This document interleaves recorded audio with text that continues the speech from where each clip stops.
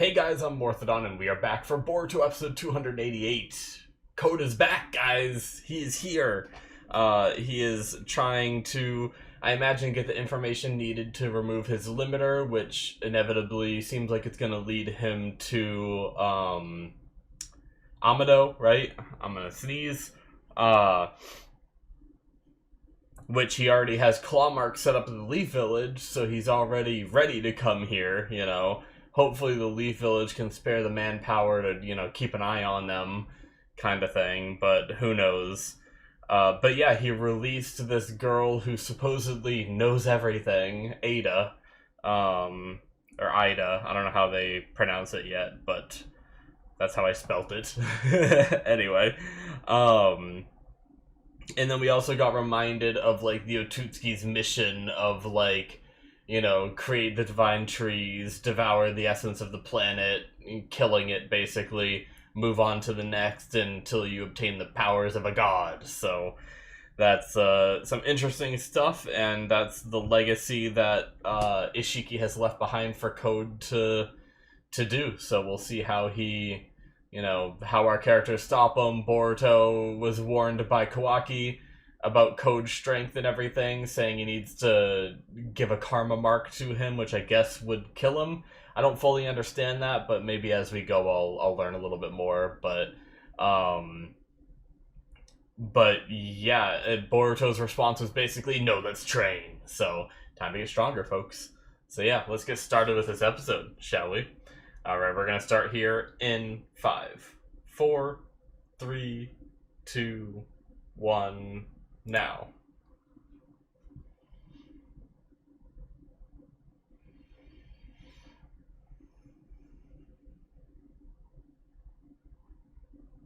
Do it. Yeah.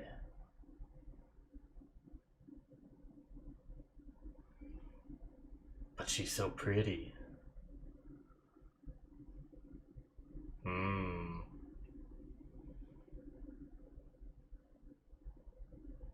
Interesting.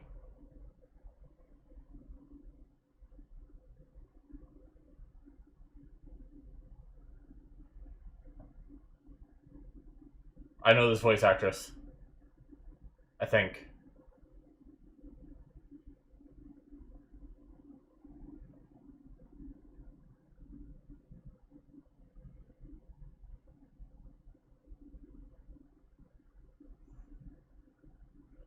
Interesting. Captives. Usually they don't show us... Is that the episode title? Sometimes they show us the episode title in, like, the corner, but usually not, like, full frontal, well, not that kind, not that full frontal, but...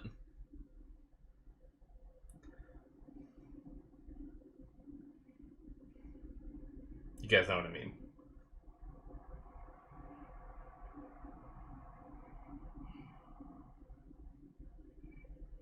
Damn it. I'm not going to be able to place that voice of Eida either. That's going to bother me. It's someone I... Oh, wait, is it? Okay, I might know. You guys can let me know if I'm right. I'll wait. I was going to look it up, but I'll wait. Is it the Satomi from Parasite? Her voice gave me a little bit of vibes of that. I didn't think I'd be able to think about who it was. I didn't think I'd come up with a name, but now that I think about it, I'll listen more throughout the episode. Hopefully she talks more. Hopefully we get more of her. Yeah, she is the girl from the opening too, so yeah. I figured she was, but...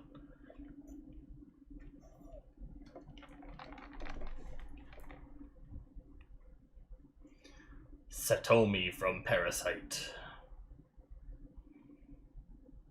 She's got that same, like, kind of almost soft whisper kind of thing that Satomi does a lot.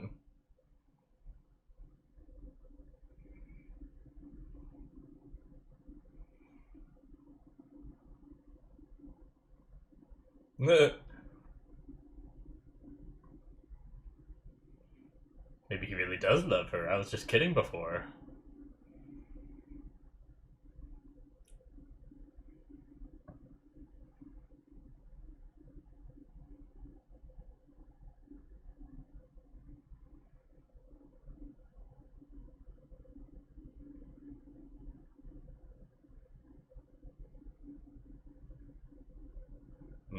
Under her spell.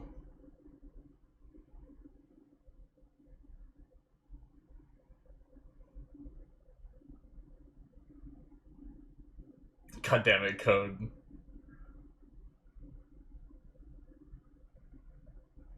Just instant... Or is he just joking around?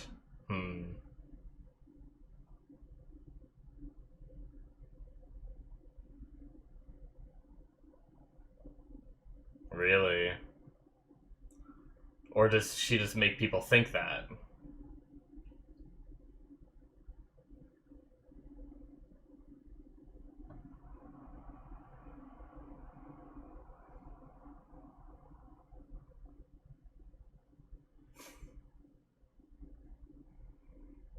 She's like, I haven't brushed my teeth in a very long time. I've been stuck in a pod. Is this supposed to be like a sexual joke in any way? Like, not that there's anything really sexual about brushing your teeth, but just like, while they're talking about liking her, she's sitting there doing the, you know, with the toothbrush. I don't know. Probably not. It's probably just my dirty mind.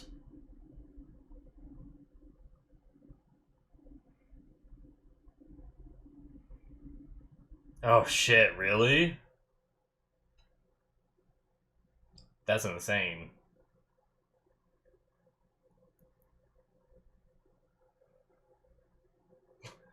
Kawaki having an argument? No.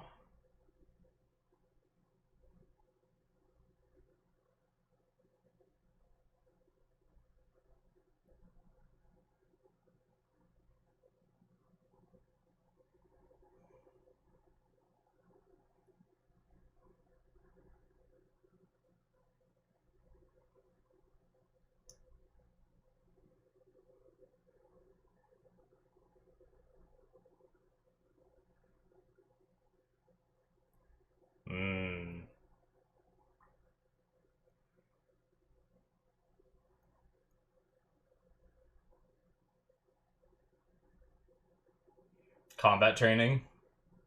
Practical training?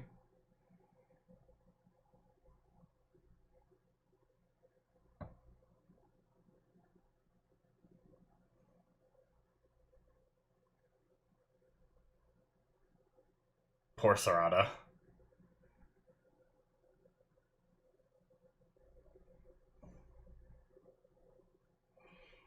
Crazy that his arm can just turn into shit and then he can just like break it off and leave it. Does he have infinite material he can utilize?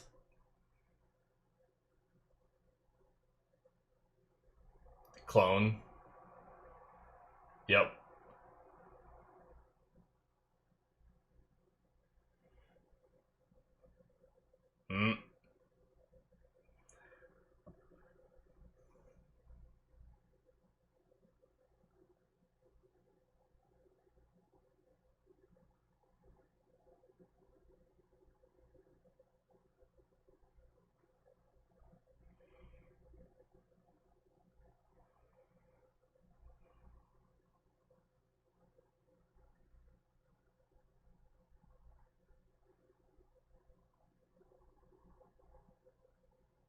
Shit.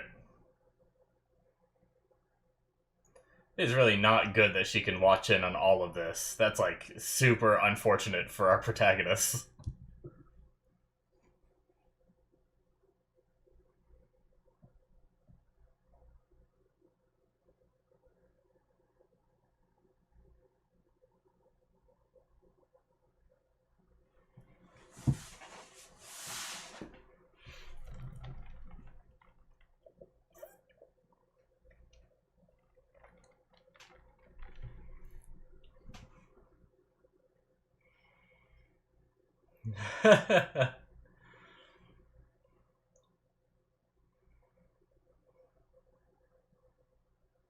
Oh shit. Talking smack.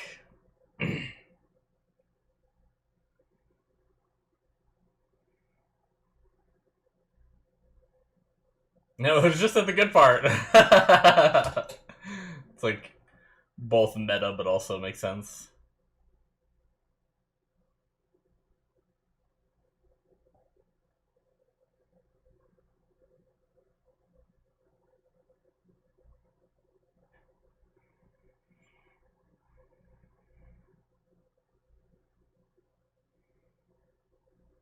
Hmm.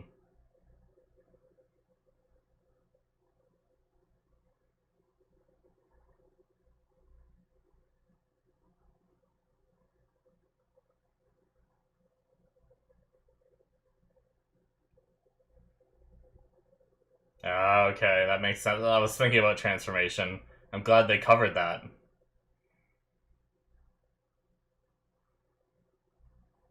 That guy. Poor dude.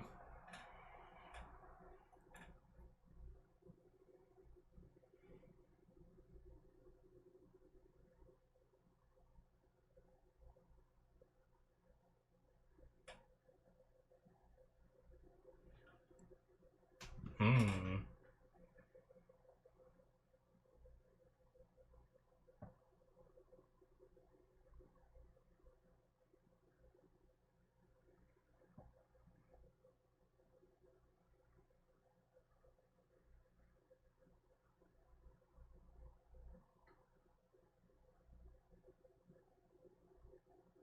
Alright.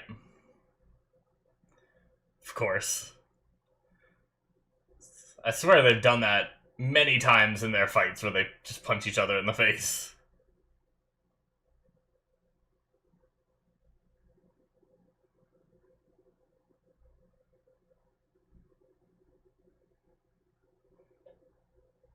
Teasing time skip.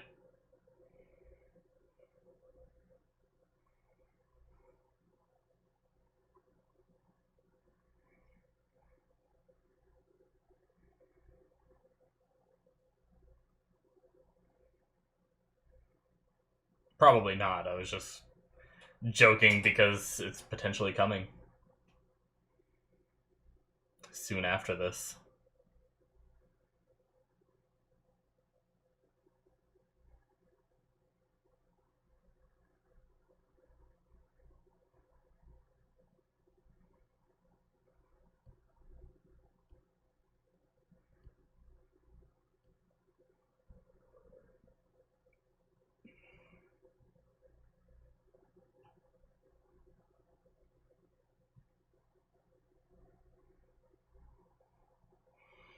Can he even use his karma with the pills that he's taking?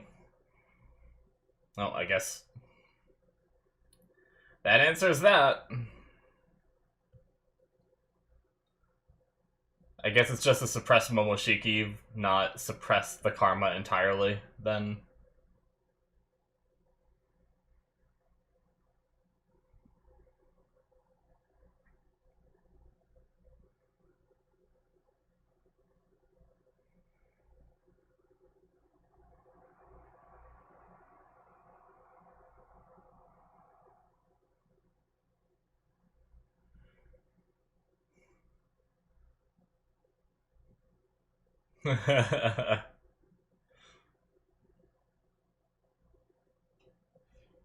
So she has some problems.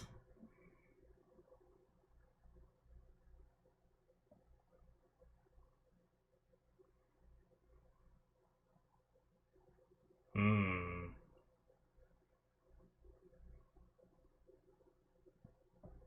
Oh, she watched?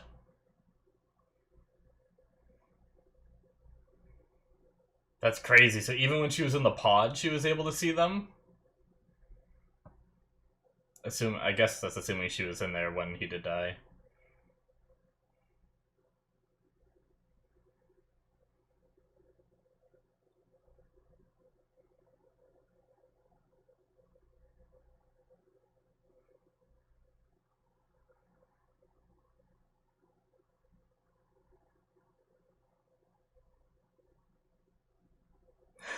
They keep doing this shot. I'll just pan him from her legs. Like, Code, you like those legs, don't you? Yeah, he does. Look at him.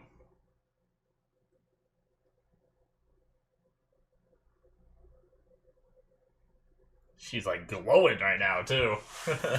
Just to emphasize the the brightness he sees in her.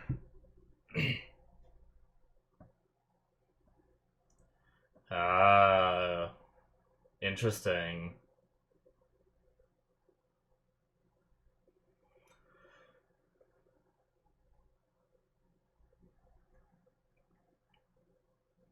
Can she not help it either? Interesting.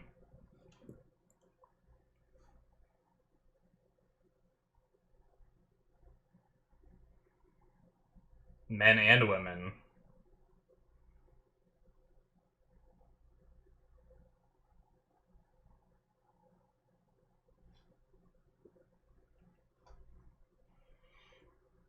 Yeah.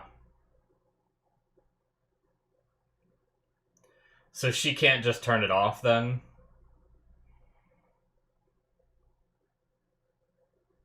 Ah.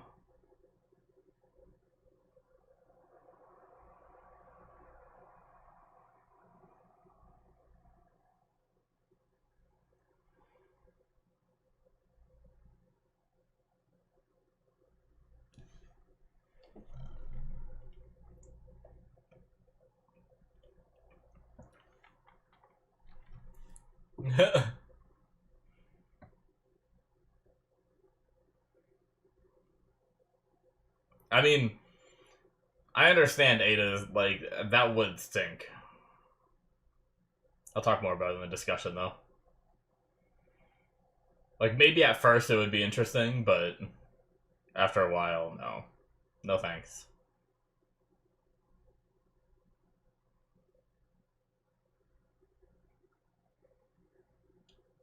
Is that why she wants an Atutsuki?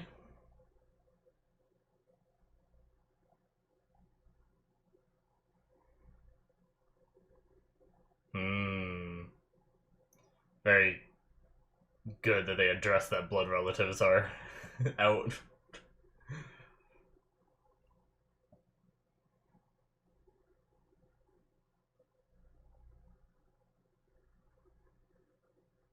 Huh.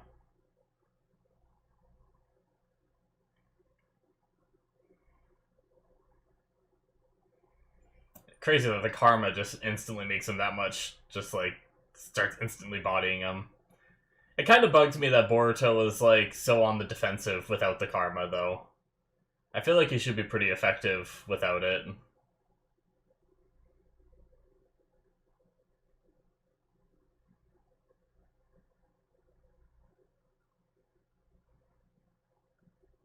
Damn! That was a cool move.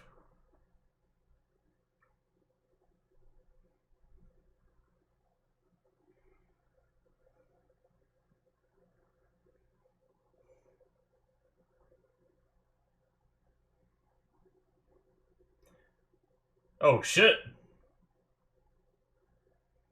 He broke his headband!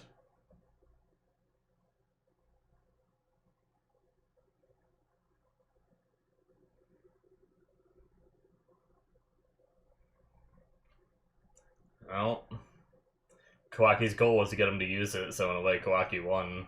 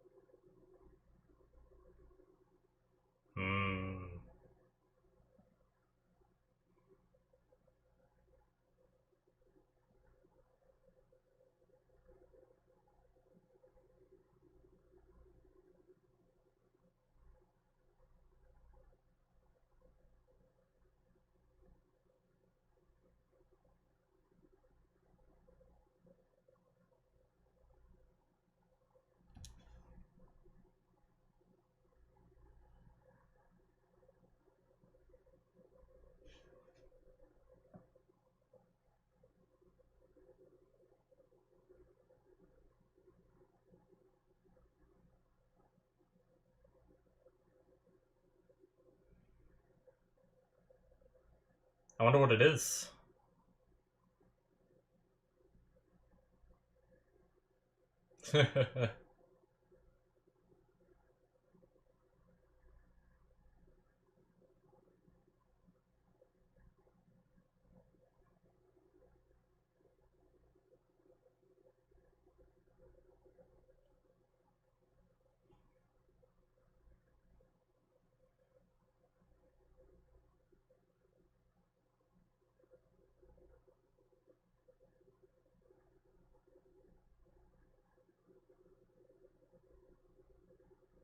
Hmm.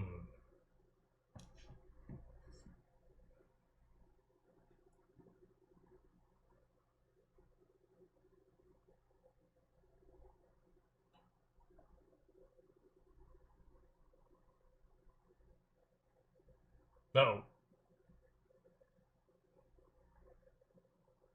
Sarada, of course.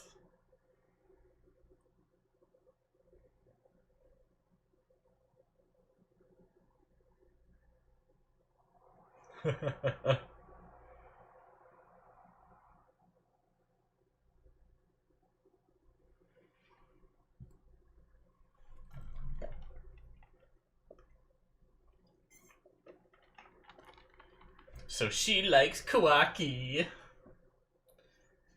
But she wants to stop her power so that way he doesn't instantly like her.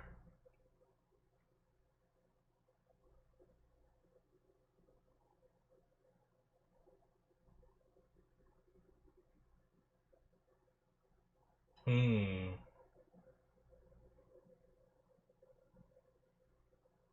Ah.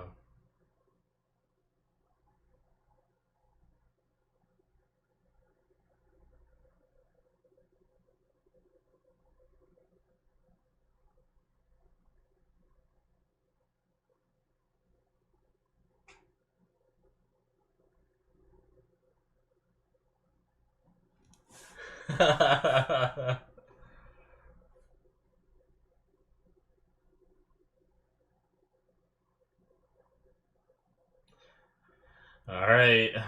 That's not good. They seem to be teasing that she's almost on par with at least current code. Probably not code with limiters broken, right?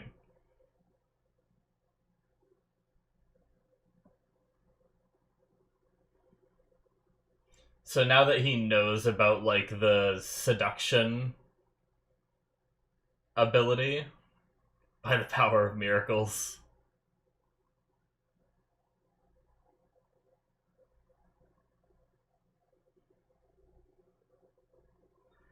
Maybe he can resist it a little more now that he's aware of, like, the seduction ability, or kind of just ignore those feelings rather than, like, kind of embracing them like he was before.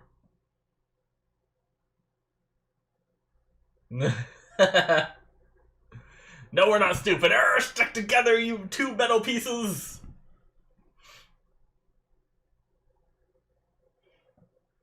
Uh-oh. Uh-oh. Does he try to get a karma back? What if... I have things I'm thinking of in my brain. A couple of them this episode. A couple theories. Oh, shit. I mean, I guess I can just talk about it. I want to write it down, too, so I have it in my notes.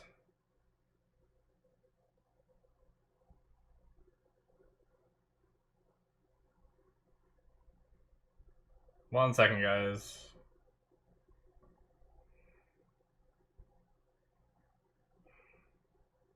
Okay. So, two kind of big things this episode for me, or like little theories I came up with that I didn't really think about before. Last episode set up the idea that Boruto can give people karma, right? I never really considered that, right? So the theory never came to my mind. But this episode, I feel like right there at the end where Kawaki said I'm going to get a lot stronger and he's looking at his hand where he has no karma mark anymore. Actually, the credits are about to be over. That is it, guys, for episode 288. So, you guys know how in episode 1 of Boruto,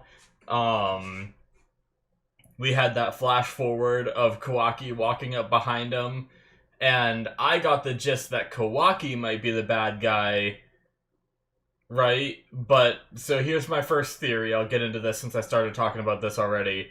But he has the karma mark, right? So I was like, how does he get the karma mark again? What if he asks Boruto to give him the karma mark so that way he gains the extra power to be able to protect people, right? What if that's the thing that happens? I don't know what... I still don't understand the karma enough. Like, I know it, Like, I know the karma that's on Boruto is starting to turn him into an Otutsuki, which would make him a vessel for Momoshiki to take over. But since Boruto is human, if he were... I guess he's a big part Otutsuki now. Would, like, that start the Otutsukification process on Kawaki, and would eventually Boruto be able to take over Kawaki's body kind of thing? If he gave him a karma, is that how that works? I don't know. But without getting into all of those semantics, that was just one theory that came to my mind. I don't know if it's true or not. Maybe he finds another way to get a karma or something. I don't know. But I was just trying to think of, you know, we have no Otutsuki in the story right now, unless somehow Code's karma can be transferred or something. The only other person with karma is Boruto. And they teased last episode about Boruto giving Code a karma mark in order to defeat him, however that works. But maybe there's also a way that Boruto can give one to Kawaki to power him up. I don't know. But yeah, that was one theory. The other one also brings us back to episode 1, where actually this episode Kawaki said, you know, I will make sure to stop you if, you know, Momoshiki ever comes out again, right? What if in the very first episode of Boruto, when we see, like, Kawaki approaching Boruto, and I assumed that it was, like, and it looked like they were about to fight or something, I assumed that it was Kawaki that was, like, the corrupted one in evil, whether it be through the karma mark of, you know, another Otutsuki taking him over or something, or something happened between their relationship and he just, you know, separated from them and became an antagonist, right? But what if that's not the case at all? What if it's Momoshiki being released in Boruto and Kawaki's approaching him to stop him, you know? What if there's that bit of possibility there where Boruto's the bad guy in that very first part of the episode? Obviously not Boruto, but the Momoshiki that's within Boruto, and Kawaki's there to try to stop him. I don't know. It's definitely interesting. It's just something I thought of this episode that I never considered before, because I'm like, oh, Boruto, his name is on the show, you know? He's not going to be the bad guy. But, I mean, something, obviously, just this, him saying, like, I'll stop Boruto, just made me flash to that first episode again, and I was like, ooh, you know? Interesting. But yeah, I like it. So we learned a little bit about Eida's powers. Now, granted, neither of them feel like they make her powerful, so I wonder what makes her so powerful. Like, where is her strength at, right? Because they claimed that she could defeat Code, at least in Code's current state, I think, is kind of what Bug hinted at, I think. So, I don't know. But she is able to watch people. I don't know what the conditions are for being able to watch them, but at the very least, she's able to watch over long distances because she was able to peek on Kawaki, which is super dangerous because, you know, I don't know if she could tell that I don't know if she can hear what they're saying, right? Or if she can just watch, because She said that they were in an argument, but you can visibly see someone be in an argument if they're like, based off their body motion and stuff. Whether they're like angry and based off the way their mouth is moving, you can tell if they're yelling, kind of thing. So it's possible she doesn't have audio, and she can just like see what's going on. That would make it a little bit better. But if she has audio too, that's super dangerous because she could be watching anytime they plan to fight against Code, She could just be watching and just know exactly what their plan is and then be able to counter it. So, scary shit. The other power that they revealed is the power to make people like her. Doesn't matter if it's man or woman. It seems like the only limitation is Otootskis and blood relatives. Now, I do kind of want to go back to where she talks about it.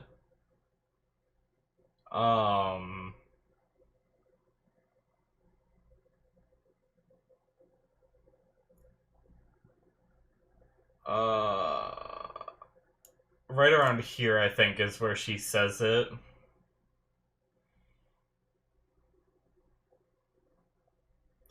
She's asking Code if he likes her. I like you since the moment I laid eyes on you. That is my other power. She says... Okay, we just cut to Code processing it. They're phony and manufactured by your ability. Does it really matter?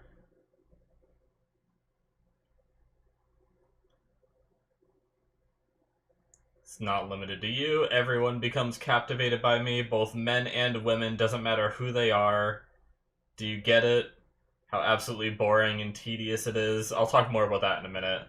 Whether your feelings are real or not, you're not the one who wants to know, or most wants to know. It's me.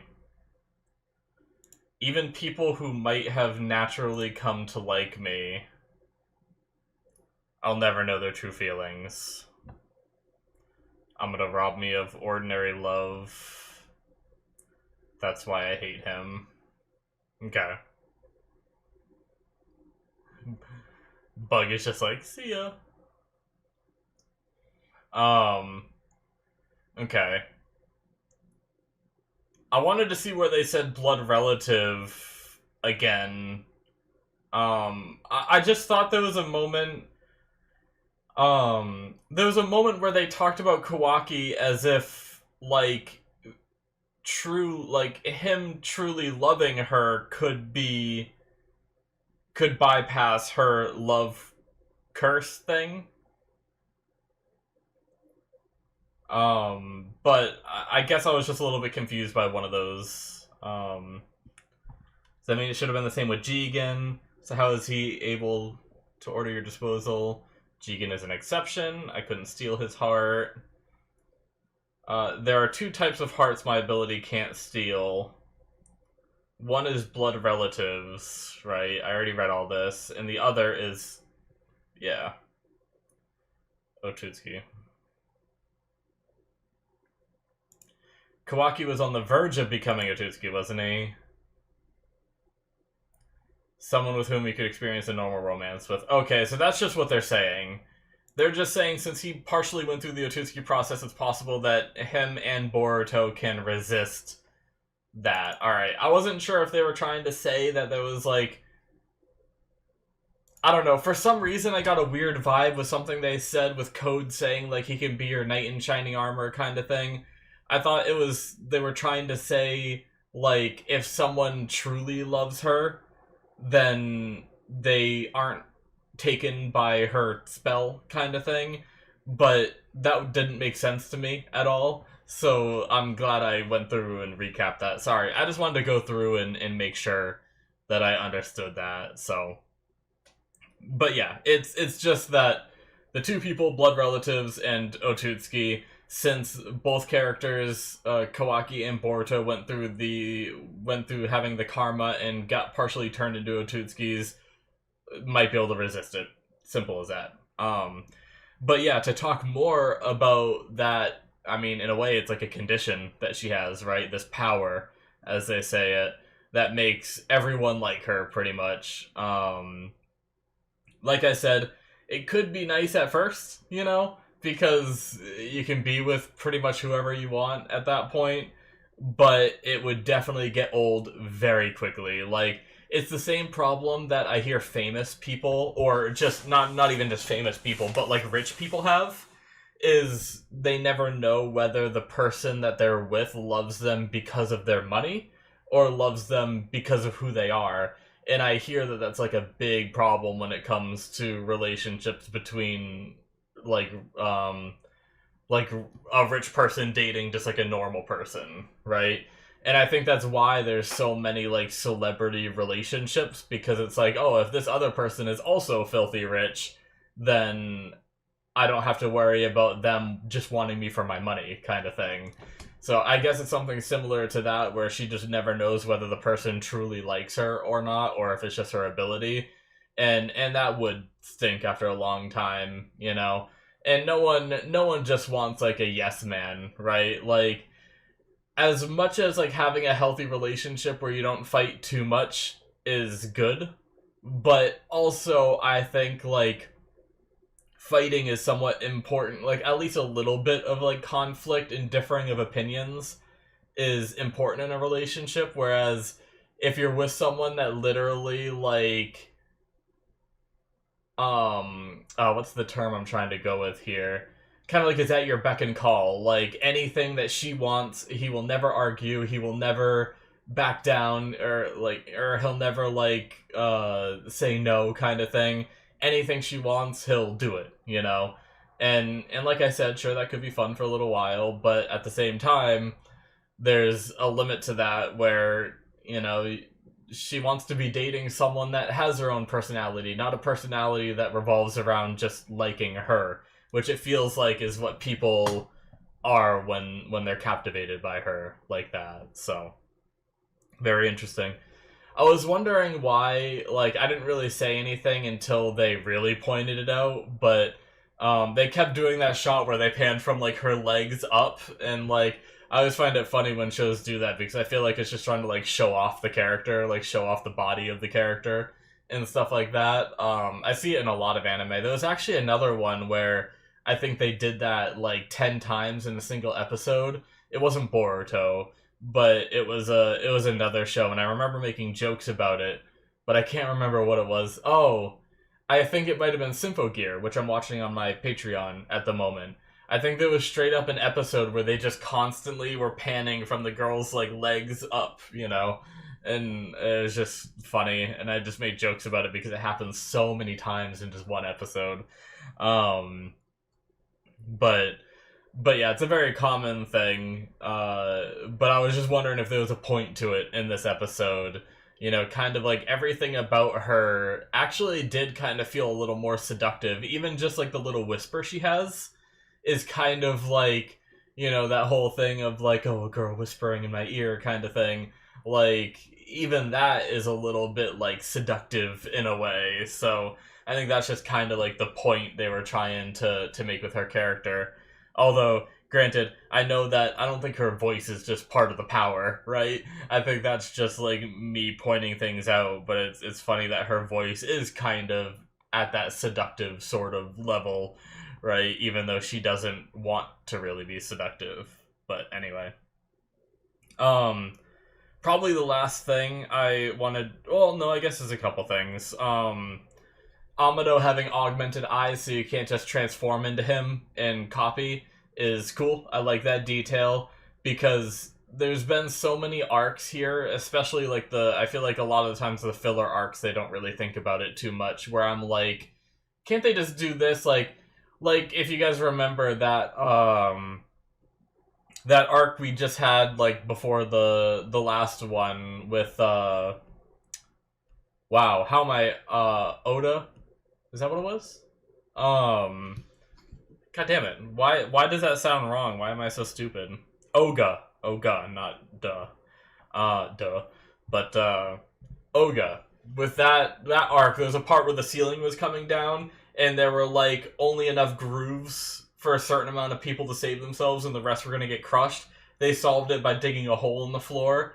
But I was like, why can't everyone that's a shinobi transform into like mice and just like squeeze in the grooves, right?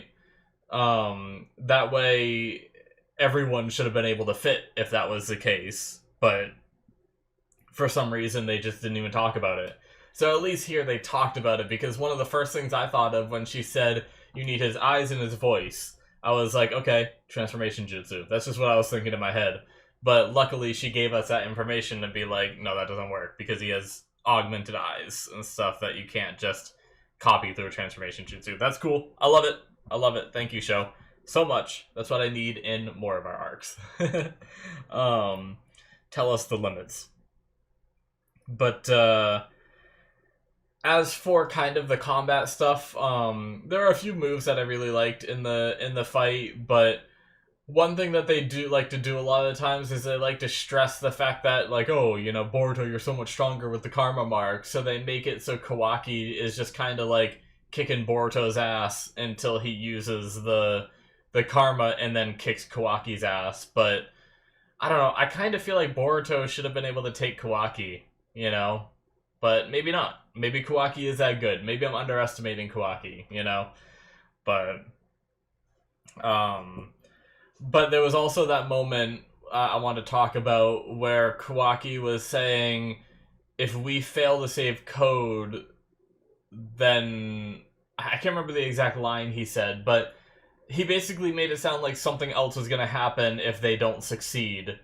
He said, like, next is... and then it was like ... and then he, like, moved on from it.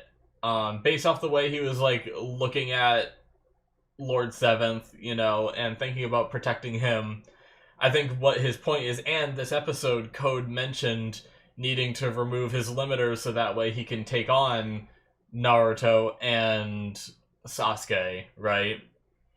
So I think what Kawaki is thinking is if they fail to stop Code, then Code is going to go after Naruto and Sasuke and kill them, right? I think that's like the gist of what he was thinking there. Maybe there's more to it that I'm missing, but that's what it seemed like. That's the rush that Kawaki's in, because so much about Kawaki's character is wanting to save, or not save, but protect Naruto, right? Because of everything Naruto's done for him and all that. So that would make sense for his character to be so worried about that, and that's why he's in such a rush and everything. So, but yeah, good episode. I understand, it's another one of those situations where I understand both sides. Like, I can understand, like, not wanting to sit there and meditate to do chakra control, you know, because it doesn't feel like you're progressing, even though I'm sure it does help, kind of thing. I can understand the idea of gaining training through practical fighting and all that. I get it.